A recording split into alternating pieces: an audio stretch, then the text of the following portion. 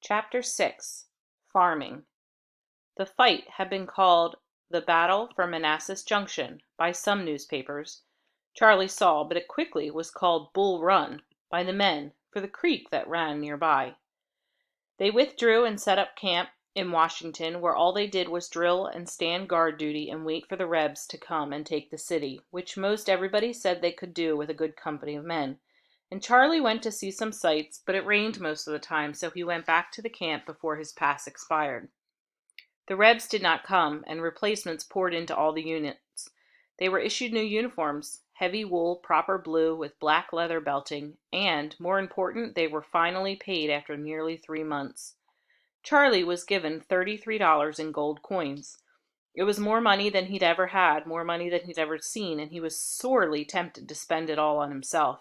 He did not think he would live much longer, not past another battle, and he thought of all the things he could get with that money.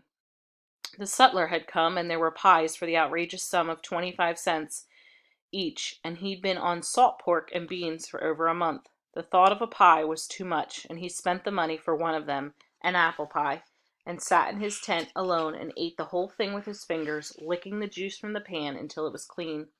He instantly wanted another. This he bought, which he also ate alone, and with that his stomach was full at last, and the desire to spend money was gone with the fullness. He kept $4 for possible expenses and sent the rest home by registered mail with a letter to his mother. Here is some money. I've been in a battle. I was scarred some, but it's past now. I can't come home. And now he waited. They all waited. They drilled and cleaned and drilled, and were given a new army commander named McClellan that many of the men, Charlie included, held in high regard because he sat a horse well and took care to mind the conditions of his soldiers. In a little time they marched again, and some said it was to be a battle, but now they had been waiting for so long that many of them did not think there would be a battle at all. They thought they would just keep waiting and never fight again. It was, of course, a dream, a hope, and for many of them, a prayer. Charlie was not among them. He had waited with them, of course, and had settled into camp life and even marching life, but he still believed in the inevitability of battle, and most of all believed in the absolute certainty of his own death. He could not live. Many others would die with him, and many would live, but he knew one thing. He would die in the next battle, or the one after that, or the one after that, he would die. But for the moment he kept his equipment clean and in good order, and as they marched south he found time to look at the country. There were settled farms now, more prosperous looking than the ones he'd seen from the train. There were chickens and cattle and pigs and barely ripe fruit in the trees. The Minnesota regiment already had a reputation. They were called cool under fire and well disciplined.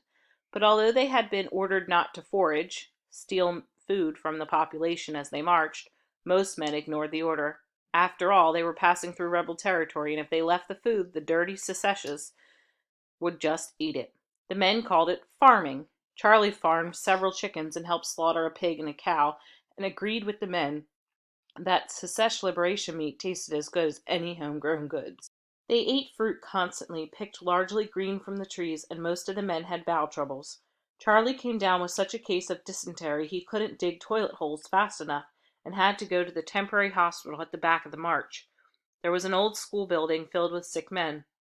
There were some wounded soldiers as well, but he quickly learned that 4 men died of dysentery and disease for every man who died of battle wounds, and he decided not to stay.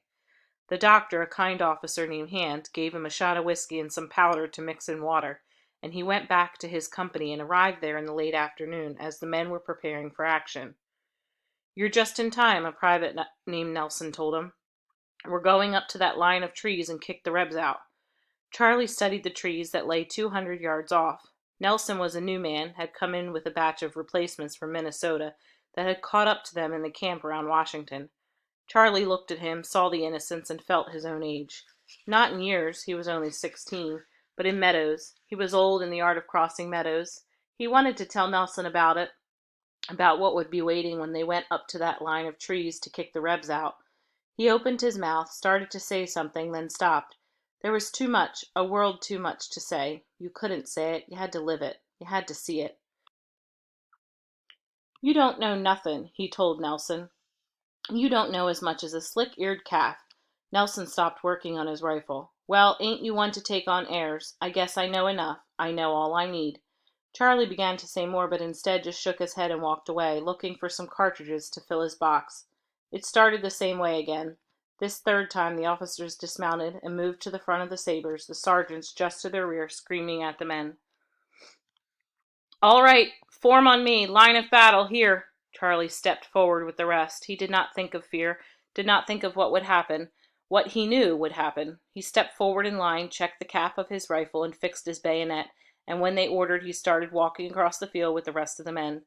Lord, there was no sound except for the clink of metal against metal on their shoulder straps, and Charlie heard Nelson's voice whispering next to him. "Lord, there they are, right there. See them?" Charlie said nothing, but Nelson was right. He too could see the rebel soldiers. This time they were not behind earthworks, but were forming in ranks in front of the trees, just as the Union soldiers had done.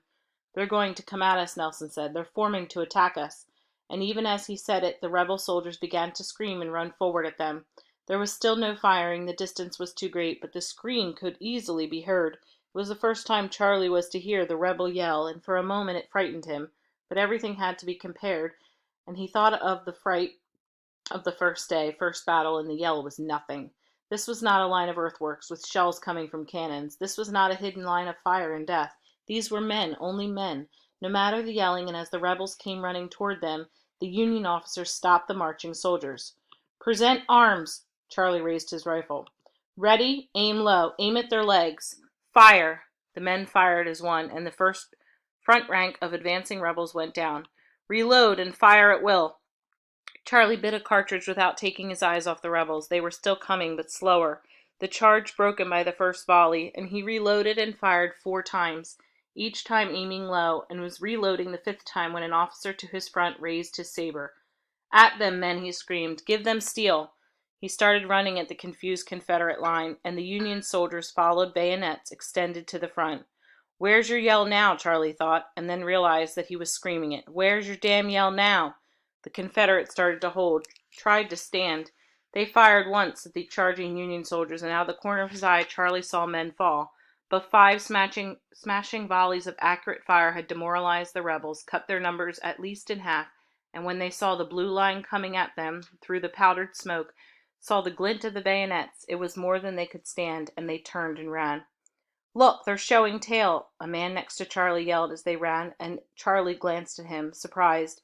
Nelson had been there, cocky Nelson. He was nowhere to be seen, and Charlie hadn't seen him get hit, hadn't seen him fall. Charlie ran on. Some men slowed, satisfied that they'd stopped, that they'd won the fight, but Charlie couldn't stop running, and soon found himself in front of the line.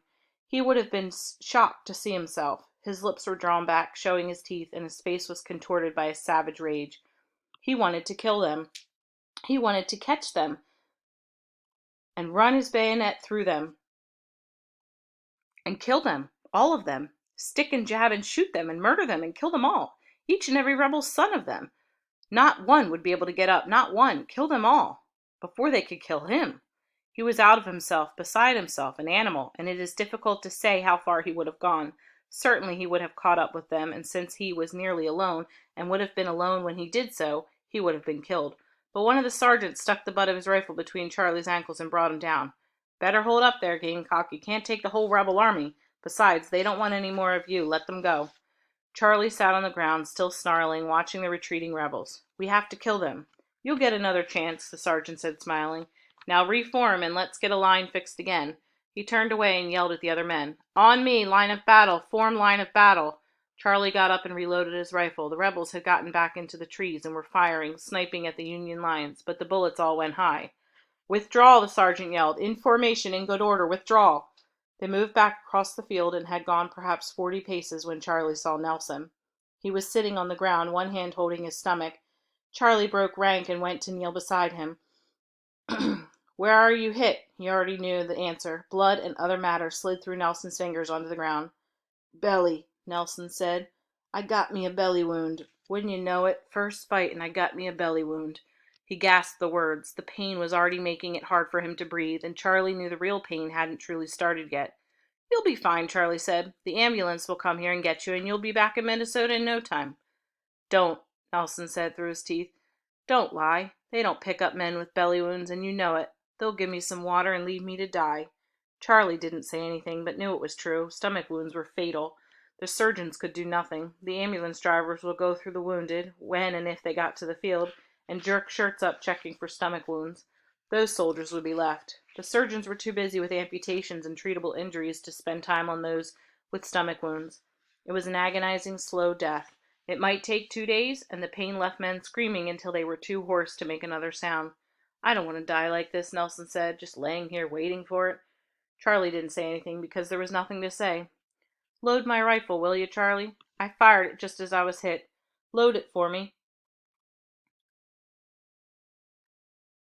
just in case Rebs come back, will you?" Charlie hesitated, then nodded and picked up Nelson's rifle, tore a cartridge off with his teeth, poured the powder down the bore, and settled the bullet on the powder.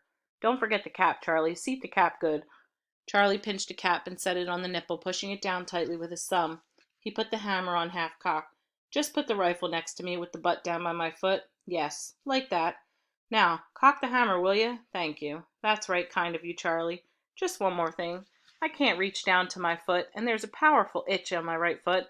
Would you take my shoe off before you go so I can scratch it?" Charlie unlaced the shoe and pulled it off. The foot was white, so white it looked like marble, as if it wasn't alive. "Well," he thought soon enough. "I got me a letter back in my haversack where we put them down before we formed up," Nelson said. "Would you see that it gets back to my folks in Deerwood? And tell them, if you see them, that I died with my face to the enemy. Will you?" Charlie nodded and was surprised to find that he was crying. He did not think he could cry any longer, but the tears were sliding down his cheeks. "Do you have water?" Nelson added. "Just take small sips," Charlie said. "They just say take small sips. Thank you for this, after I snotted back at you that way." "That was nothing. Thank you anyway." "It's nothing." Charlie took a breath. The sergeant was coming back across the meadow toward him. One of the rules, he knew, was that you didn't stop for the wounded. When a man went down, he was alone, even if he was your brother. "You want me to stay with you?" Nelson shook his head. They might be ready for another attack. Charlie stood and waved the sergeant back. "Well, then, yes, you better go." Charlie nodded, but his feet didn't want to move. He had to force them, think about them moving, and with that, he walked slowly. It was strange, he thought, the crying. "I don't even rightly know him. Still don't know what his first name. And here I am crying, with all the men I've seen drop, and I don't even know him. And—" The sound of the shot stopped him. He stood for a moment, the tears working down his face, stood for a long moment, and then started walking again. He did not look back. Second battle. This is recorded with permission from the publisher.